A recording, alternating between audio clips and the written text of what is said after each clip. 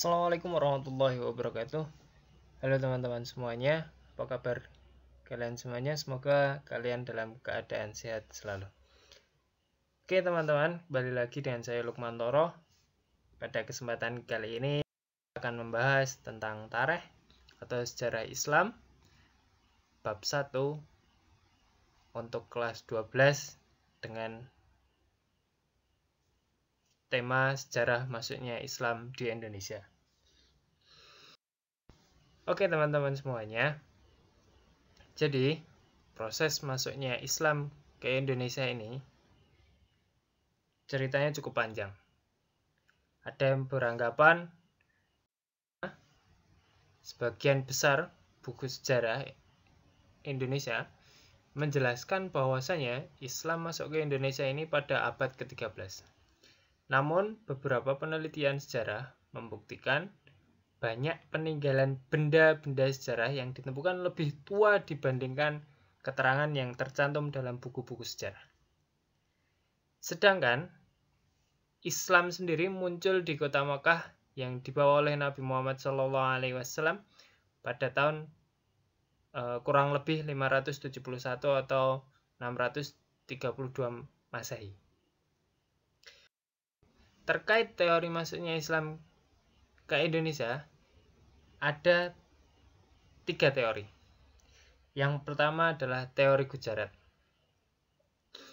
Teori ini menjelaskan bahwasanya Islam masuk ke Indonesia pada abad ke-13 Masehi yang dibawa oleh para pedagang Gujarat atau lebih kita kenal India yang bermazhab Syafi'i.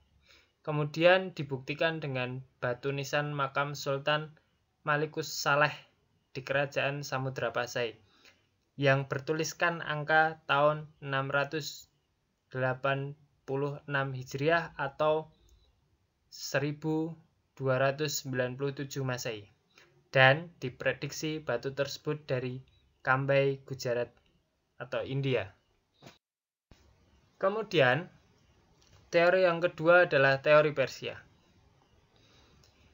Beberapa tokoh sejarah memprediksi bahwasanya Islam masuk ke Indonesia kisaran abad ke-7 sampai ke-10. Namun tidak ada yang dapat menjelaskan secara pasti kapan Islam masuk ke Indonesia. Berdasarkan teori Persia, apakah di abad ke-7 ataukah ke-10 atau mungkin bahkan bisa saja menjelaskan abad ke-13. Namun, rentang waktu abad ke-7 sampai 10 ini dapat dibuktikan dengan penemuan batu nisan yang bertuliskan Fatimah binti Maimun bin Hibatullah yang wafat pada tahun 1082 Masehi dengan huruf Kufi yang berkembang di Persia pada akhir abad ke-10 Masehi. Selain itu, dipengaruhi oleh hubungan bahari dan perdagangan antara Indonesia dan negara-negara Timur Tengah. Pada kalimat terakhir ini menjelaskan bahwasanya ada hubungan perdagangan dan hubungan laut khususnya atau pelabuhan antara Indonesia dan negara-negara di Timur Tengah.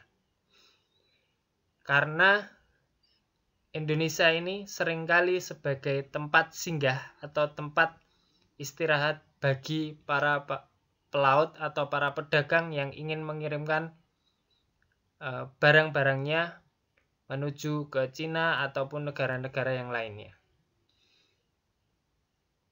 Khususnya bagi kapal-kapal yang melalui Selat Malaka. Teori yang ketiga adalah teori Arab. Teori ini menyebutkan bahwa Islam masuk ke Indonesia datang langsung dari Mekah dan Madinah pada abad ke-7. Berasal dari rombongan delegasi dagang utusan Khalifah Utsman bin Affan. Sekaligus mereka datang untuk memperkenalkan daulah Islam yang belum lama berdiri.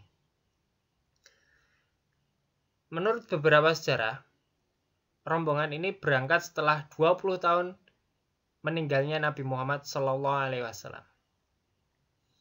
Jadi setelah 20 tahun Rasul meninggal, maka rombongan ini melakukan perjalanan dagang menuju Cina dan menuju negara-negara yang lainnya. Dan pada akhirnya mereka singgah di Indonesia. Berdasarkan teori Arab, agama Islam masuk ke Indonesia melalui dua jalur. Yang pertama adalah jalur utara.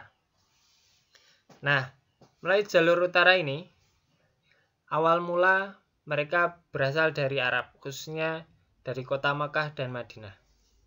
Kemudian melalui Damaskus, Syria atau Suriah, kemudian menuju Baghdad di Irak, kemudian India khususnya di Gujarat, kemudian Sri Lanka, dan Indonesia.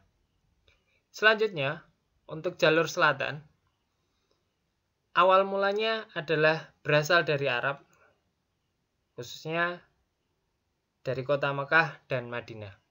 Kemudian mereka melanjutkan perjalanan menuju Yaman, menuju India atau Gujarat, kemudian Sri Lanka, dan akhirnya mereka tiba di Indonesia. Oke teman-teman semuanya, itu sekilas tentang teori masuknya Islam di Indonesia. Pada pertemuan yang akan datang, kita akan membahas tentang perkembangan Islam di Indonesia. Pada awal mulanya, seperti apa kondisi kerajaan-kerajaan Islam di Indonesia. Oke teman-teman semuanya, terima kasih sudah menyaksikan dan mendengarkan video ini. Semoga bermanfaat. Jangan lupa like dan subscribe video ini. Dan silahkan share apabila kalian merasa video ini bermanfaat untuk teman-teman semuanya. Pesan saya yang dalam video ini, hidup sekali, hidup yang bermanfaat. Sampai ketemu pada video berikutnya. Assalamualaikum warahmatullahi wabarakatuh.